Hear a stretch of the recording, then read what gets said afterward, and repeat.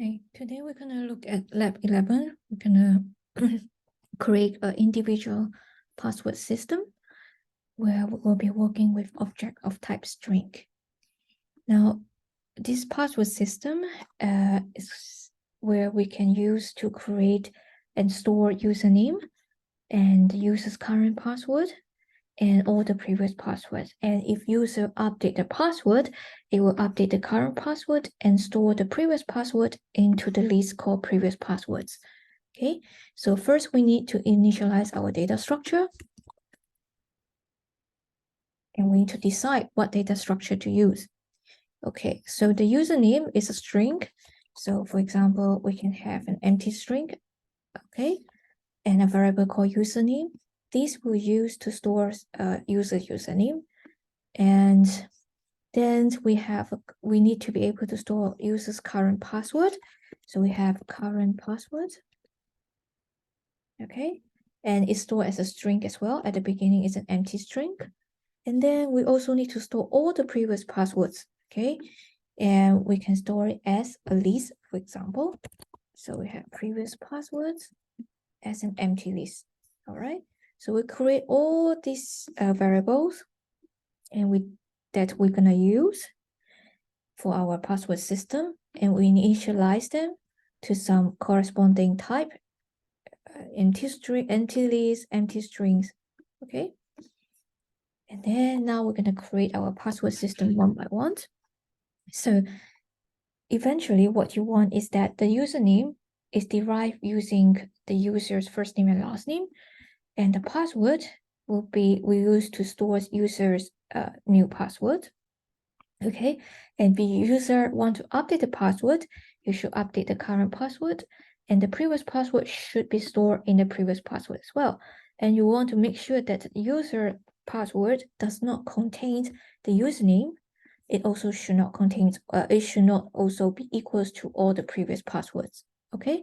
And others necessary condition for it to be a valid password as well. So we do it step by step by looking at individual validity of the new password and the username. So we start with setting username, okay? So when user first register for an account, the user will be asked to input his or her first name, followed by the last name, okay? Followed by last name, okay? So the system would then extract some part of the first name and some part of the last name as the username. So the username is defined as the first character of the first name, followed by the last character, followed by the first 3 characters of the last name, and all in small case letters. Okay, so the username will always be in small case. So you're right to write the program to ask user for his or her first name and last name, generate the corresponding username. The username is the first character of first name, followed by the first 3 characters of the last name. Okay, and you update username to be that generated to be the generated username that extracted from the first name and last name. Okay, and because we have that the username must be always small case letters, we can first make the assumption that the user always enters small characters. Okay, here are some examples.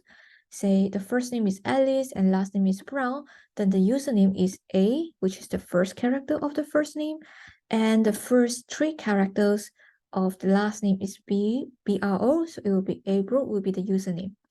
If the first name, for example, is empty, it's fine. Okay, you will just take the first character, which is empty. It basically means you don't take any. And the first 3 characters of the last name. In this case, the last name is RC, so you would just take the first 2. So the username now is RC. So essentially, you take whatever that you can, the first character of the first name. If it doesn't exist, you don't take any. And the last name, you take the first 3 characters. If it have less than 3 characters, then you take or possible you take the maximum up to 3 characters of the last name. Okay, so essentially Okay, you want to the username. So the username is formed by the first character of the by combining up to one character of the first name. So I say up to one. If first name is empty, you take none. Okay, with up to 3 characters, up to first 3 characters of last name. Okay. Right, so you combine the up to first 1 character of the first name with up to first 3 characters of the last name. So if your last name has only 2 characters, it will just take 2. Okay, so the idea is using slicing. Okay, so just to recap on slicing. Okay, we need to provide start and stop value. Okay, and by default, start is 0, stop is -1, which is the last intag, which is length of text. Okay, length of the text where text is a string. Okay, so we're going to do here as a recap here. Okay, so for example, if your text is equal to A, B, C, D, text starting from 0 all the way to say 2, it will take index 0. Okay, and the next element, which is 1, and it stop at 2, don't take the elements at index 2. So it will just give A and B. Okay, now if we have text, say, it will just take the up to the first 2 characters. If you do 0, 3, it will take up to the first 3 characters of text. Okay, now if you have less than 3 characters, say text equals to AB, now this will also take the first 3 characters when it exists. Okay, in particular, it means that it will take index 0, index 1. It's supposed to take index 2, but there's no index 2, so it will just take the first 2 characters, AB. Okay, so this is what you're going to do. So you're going to ask user for input of the first name. Okay, so we're going to do input, enter your first name. All right, and we assume user always take, we assume user enter lowercase letter. Because one of the requirements of the username is that it must be all in small case letters. Okay, so username must be all in small case letters. We assume the user always enter the lowercase letters. And the second name, so the last name, okay, we also assume that user always enter lowercase letter. And then your username will be equals to, now this is for you to do, okay, slice first name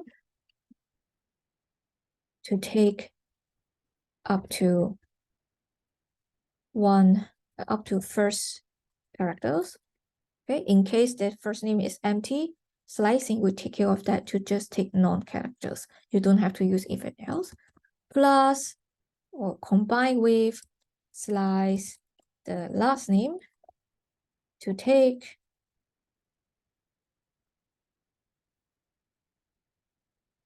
up to first 3 characters. Okay, if it has only 2 characters, it will take the first 2. If you have only 1 character, it will take only 1 characters. If you have no character, it will take none. But if you have at least 3 characters, it will take up to the first 3 characters. Okay, now that will be for you to do using slicing. Okay, so give you more example. For example, if you just want to take up to 1 character, okay, you can just do 0, colon want. In this case, you would just take 1 characters, and you have no characters, it will just take empty characters. Okay, good. So this is what you're gonna do. You basically do first name, all right, and then slice with 0, 1, all right, plus last name, you slice with 0, 3. Now, in version 1, we make the assumption that user always input lowercase letter. Username has to be lowercase by definition. Okay, so now if we remove these assumptions, okay, if we remove these assumptions, user can enter any case, all right, and you still want the username generated to be all small case letters, okay? So user can input last name and first name in any case, but the username generated must be all small case letters. So for example, if user input Alice with capital A and Brown with capital B, your username should be the first character of first name, but in the lowercase, say A, and the first 3 characters of the last name, but again, should be all lowercase, okay? And again, if it's empty, you don't take any. If it contains only 2 characters, you take up to 3. So in this case, it will be just RC in small case, okay? So the only difference between this version 2 and version 1 is that now we have to make sure that even though user enter any case that is not small case, for example, the username generated must be a small case. So the hint is just to use the built-in method called .lower. Okay, you can do string.lower to get the help on this method. It will return a copy of the string converted to lowercase. So you can play around with it. For example, if text equals to say A Alice, say if we take the first one is A and the first 3 is BRO, okay, and if we do say username is equals to text.lower, okay, it will create a copy of text, okay, but converted every character to lowercase. Okay, so now you can, for example, print out the username to check whether it's all uppercase now. Okay, so basically it will be the same as the first version, but without the assumption. Okay, you still build the username. Okay, but then you convert it to lowercase letters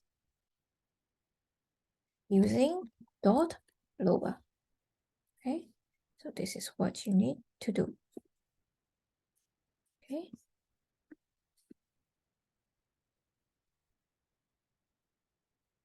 Okay. So you first slice, create username based on first name and last name, and then convert it. So whatever that you built here, you .lower to convert it to the lowercase letters. So this is for you to do. Okay. So next we're gonna update the password now. So initially password is an empty string. We're gonna ask user for a new password and update it accordingly. So if the value, we first ask user for a new password. If the value of current password is an empty string, that means user has not entered any password before, then you store the new password as current password. If the value of current password is not an empty string, which means the user has already entered password before, he just want to update it. He just want to create a new one or change the password. Okay, so you first append the current password to the list of previous passwords and store the new password as current password. Okay, so say I'm gonna ask user for new password. Okay, so input, enter a new password. Okay, now we have 2 conditions. So we have an if and else. Okay, if the current password is an empty string, so it's equals. So remember, checking equality using 2 equal sign. If it's empty string, all right, then you just store current password. You just store the new password as the current password. Okay, whatever user input will be now stored as the current password. Okay. Else, that means current password is not an empty string, which means that user has typed a password before. Okay, so now the current password that the user has should be put into the previous password and update the current password accordingly. So we assume user enter new password that is not empty string.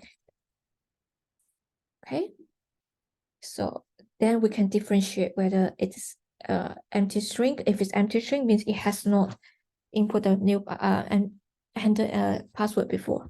Okay, so else you first append current password to previous passwords. Remember, previous password is a list. Okay, so we're gonna do a previous password dot append current password. Okay, so now previous password is no longer empty. It has the value of current password. And now I'm gonna store current password as the new password. So I'm gonna update current password to new password, and the previous password is stored in the list of previous passwords. So let's generate once. So my new password is, say, password 1234. Okay, so nothing happened here, but you can print out to see. So let's see what is my current password. So let's print current password and previous passwords. Okay, so okay, now the current password, initially it was empty string, now it is password 1234, which is what user type. Previous password stay empty. Okay, now, okay, if I run this one more time, okay, if I run this one more time, for example, say now I want to change it to password 7890. Okay, so let's run this. Okay, we have now the current password is the user new password, which is password 7890, and the previous password will store the previous password. So the earlier password is password 1234. It's now moved into previous passwords. Okay, so this is very important. You first append current password into the previous password first. Okay, so now previous password will store current password. Okay, and then only you change the value of current password. Okay, you shouldn't change it first. So the order is important. So I'm going to put a remark here. So the remark, the order of the execution of line 6 and 7 is very important. Okay, you must first append the value of current password to the list previous password.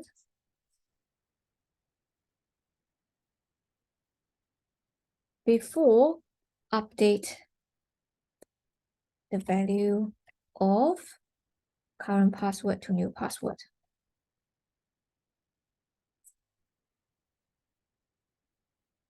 Okay, the order is very important. If you change or update the value of current password to new password first and then only append, you append the value of new password and not the previous password.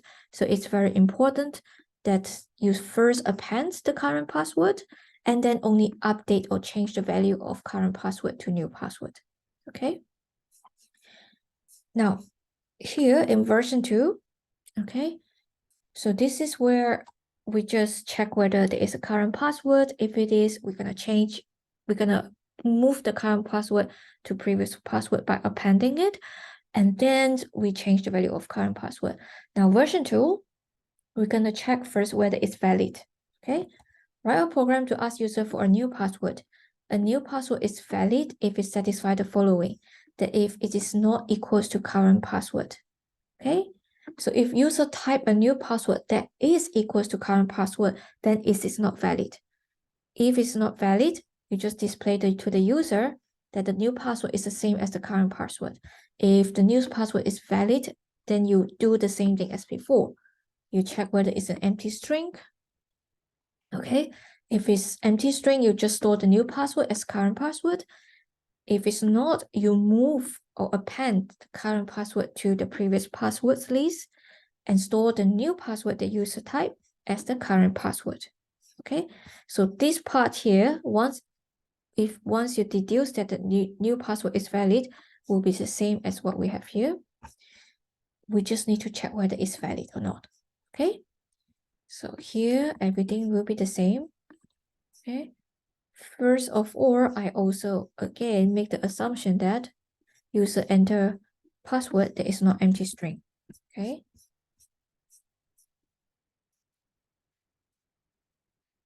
Righty. So we ask user for a new password and write an if and else statement.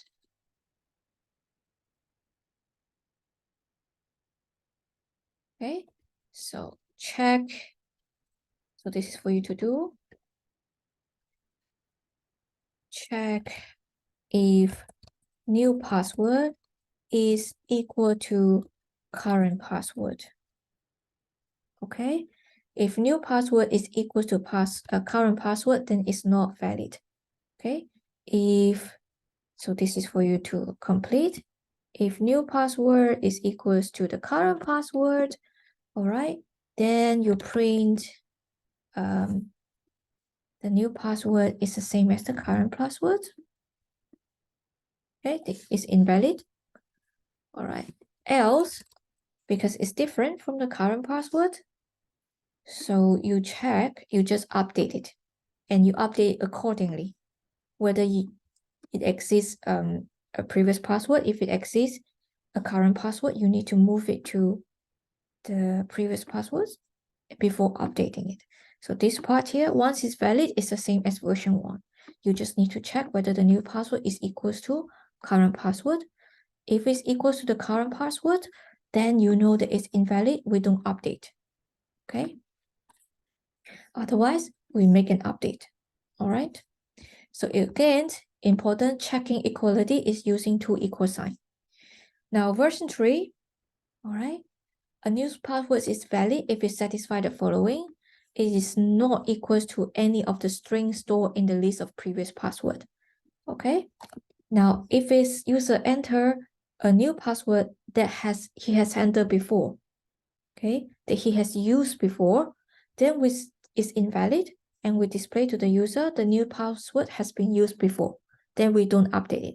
Otherwise, if the user password has not been used before, new password has not been used before, then we will make an update accordingly. Okay, so basically we have almost the same thing as before, but we change these conditions. If new password is not equal to any of the strings stored in previous password. Okay, how do we check that whether the new password is not equal to any of the strings stored in previous password? Okay, so hint, you don't have to check one by one. You don't have to go through. So we don't have to iterate previous passwords, the list previous passwords.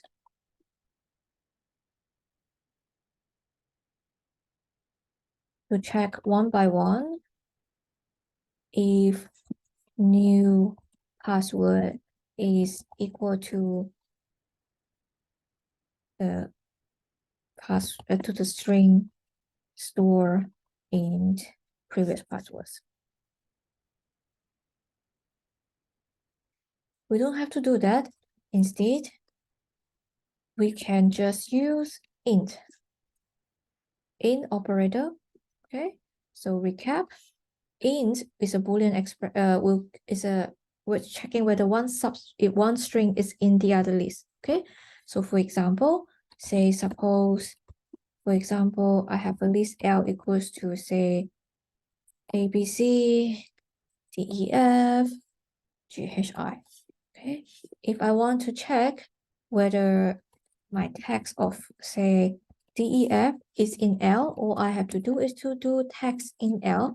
This will return true. Okay, so text in L will return true. If I have different text, say DFE. Now DFE is not in this list here. Okay, the list contains only ABC or DEF or GHI. So if I do print text in L, it will give me false. Okay, so here the same thing. You're gonna check if new password is in previous passwords. Okay, if it is, then you know that it's the same as the new password has been used before. Okay, so the new password has been used before. Okay, here. Otherwise, it's valid, so you're gonna update it accordingly. All right. And password version 4 is the same, except the criteria for it to be valid now is just it does not contain username. Okay, it does not contain the username. So here everything will be the same. Okay, but now you're gonna check if new password contains username.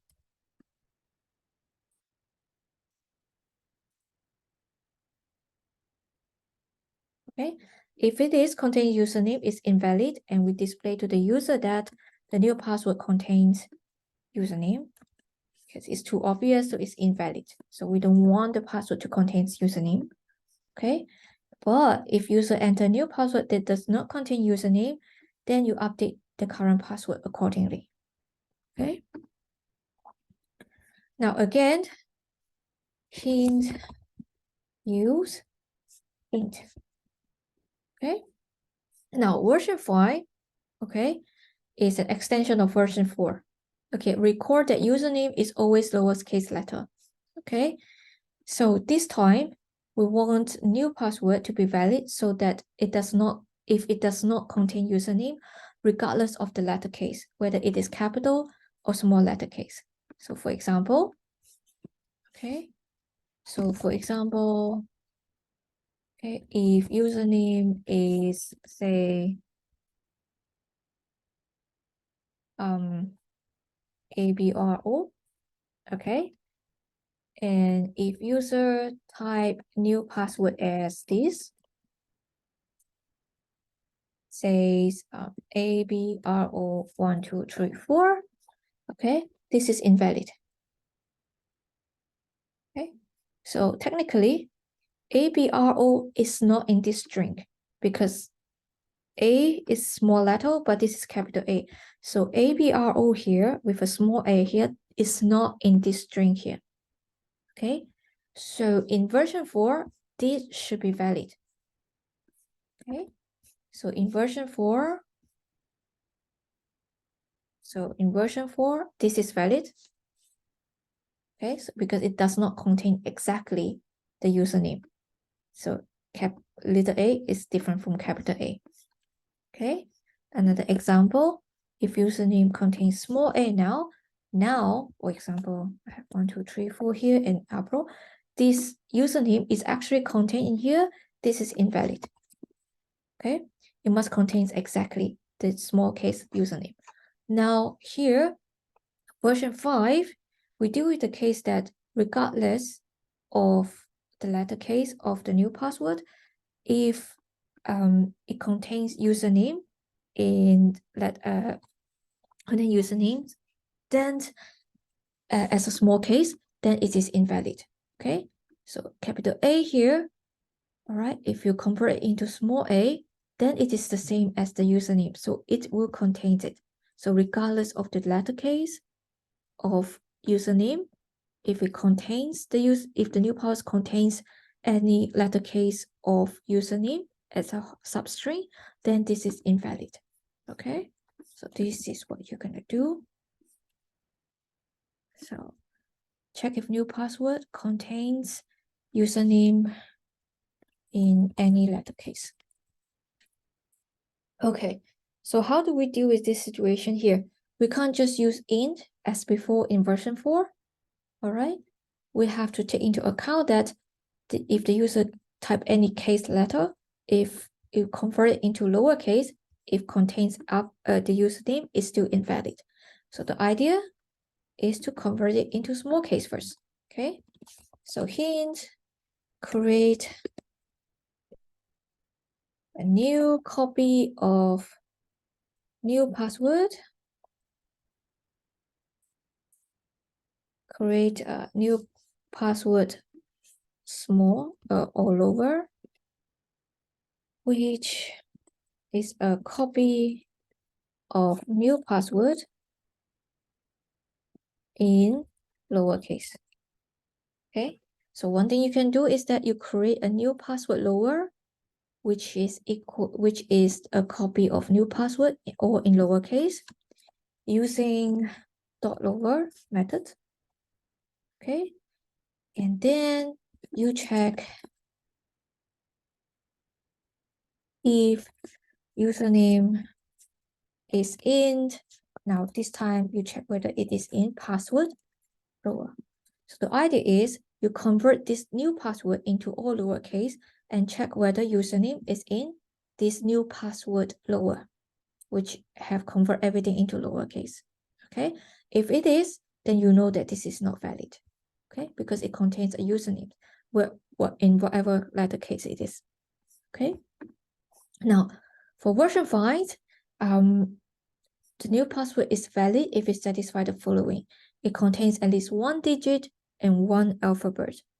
Okay, this we actually have done it before in when we talk about user input if. Okay, so if you remember, we talk about user input if statement, and if it contains, okay, not this, but maybe iteration 4.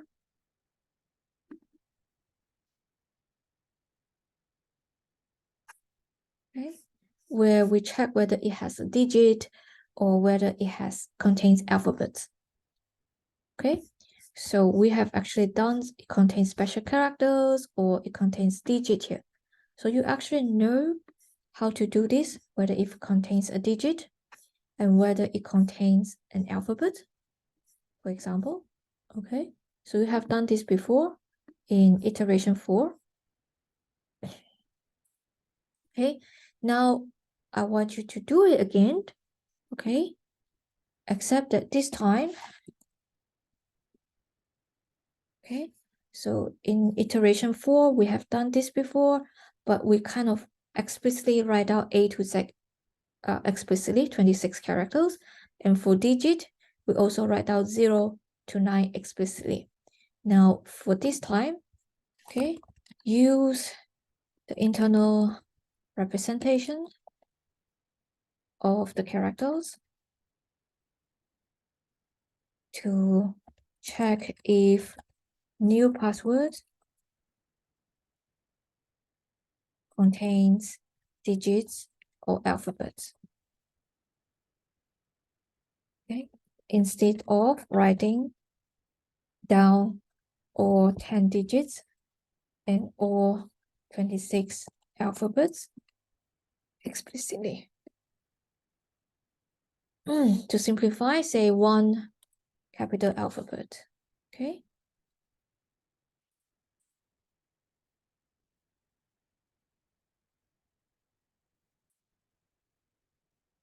Okay. So record. So just a recap. Okay.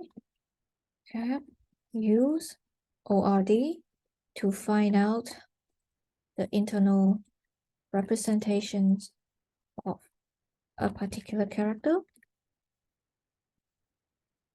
Okay. And we're gonna use CHR. Okay. I'm gonna use CHR to find out the internal representation of to find out the character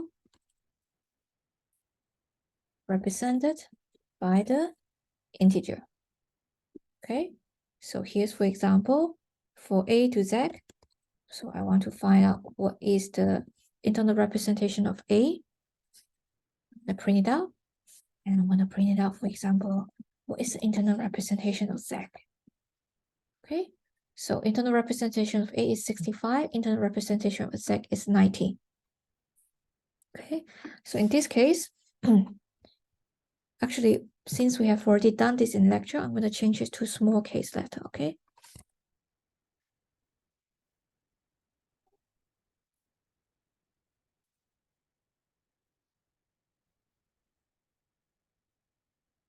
Just to give you another example, okay? So instead of capital now, I want it to be small k alphabets because for capital alphabets, we have done this before, okay? So now I find the internal representation of A and Z. So they are 97 and 122.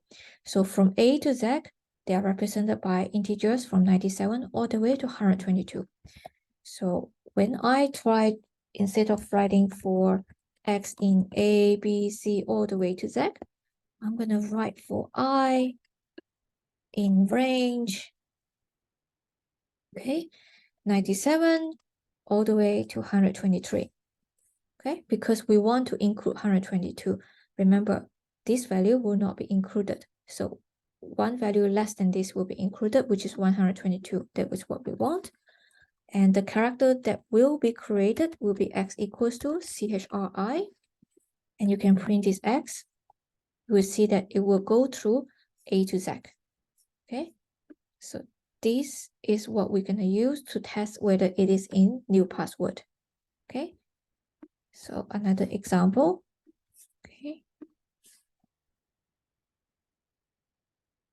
so I just want to, so this here is something that I don't want to end with a new line because I want them to be in one line. In this case, I use n equals to a space. What does it mean is that when you print X, you end with a space rather than a line. So the next value will be in the same line. Okay, this will allow me to not looking at 26 listed in vertical form, but A to Z 26 characters listed in horizontal form, okay, to save space. Now, if I want to look at digit, for example, so I will look at 0 to 9. These are all the 10 digits starting from 0, all right? So it's 48 to 57, all right? So I have for I in 48, and now this is 58. I'm going to print and see whether it gives us all the 10 digits, all right? So now I'm going to use whatever that I have done before, for example, here to help me to decide whether it is valid, okay? So has digit first is equals to false, okay? Now, instead of writing these 9 characters specifically, I'm going to use what I have here. So we have for I in range 48 to 58, okay? X is equal to CHRI. X will represent the digit, okay? And we're going to check if X is in new password. Of course, we need to ask user for new password, okay?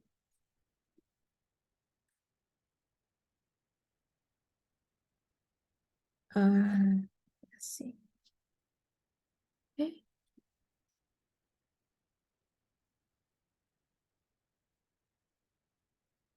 Right.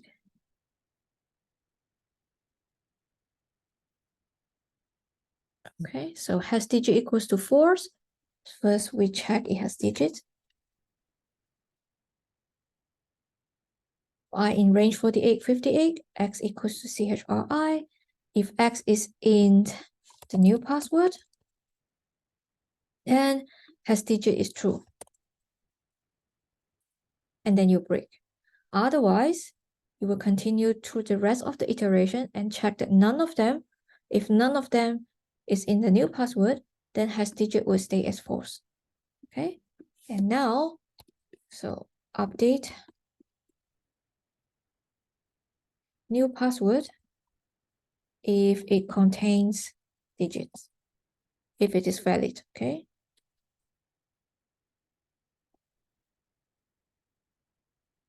Right, now I'm going to separate this version to just contains digits first so that you can do the small case alphabet yourself, okay? So I'm going to change this to just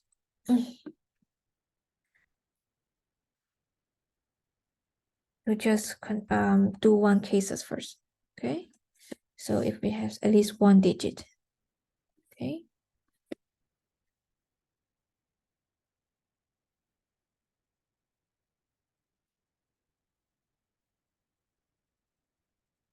All right. Then we have a second version where it contains alphabets. Okay. So now we will move these two towards the others. Yeah. And the rest is for you to do yourself. Okay. So we will have contains small alphabets instead of writing down all the 26 small alphabets explicitly. Okay.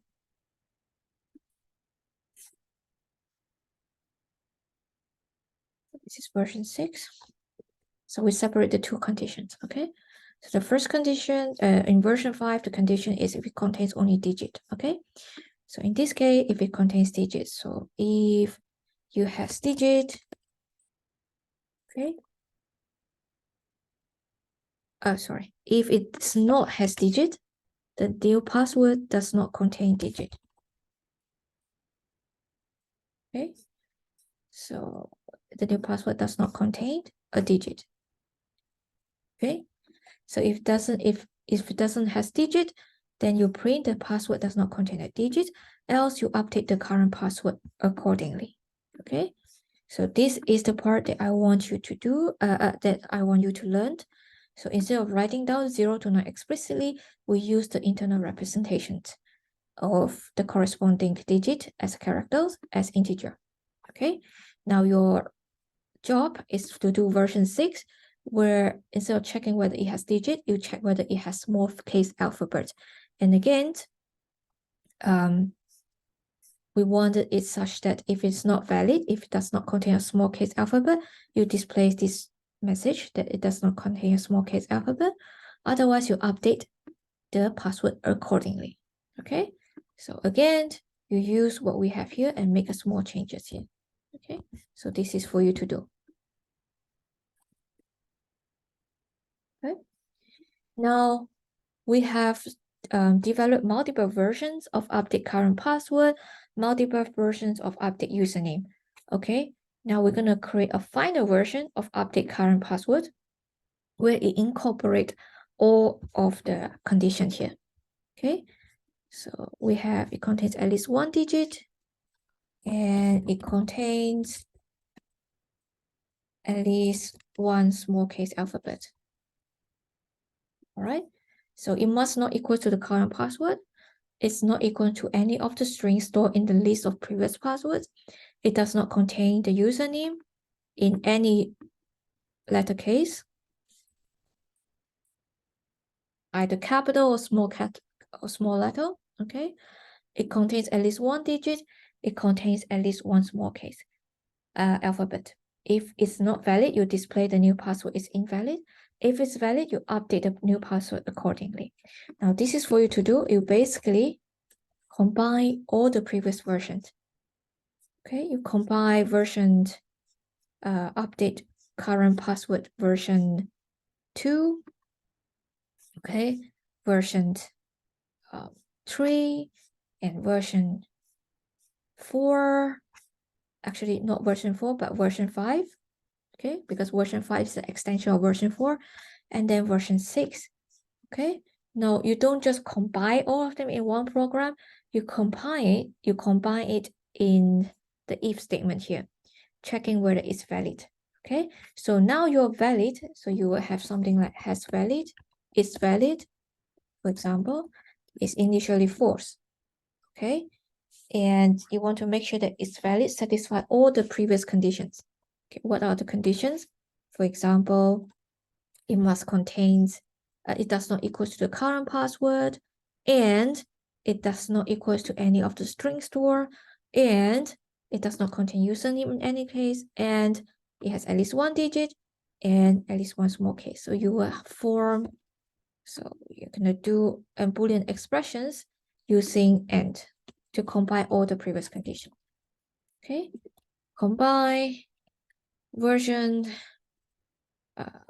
combine Boolean expressions of update current password versions 2, 3, 5, 6 using and to check if the new password is valid. Okay. Right. So this is for you to do as well.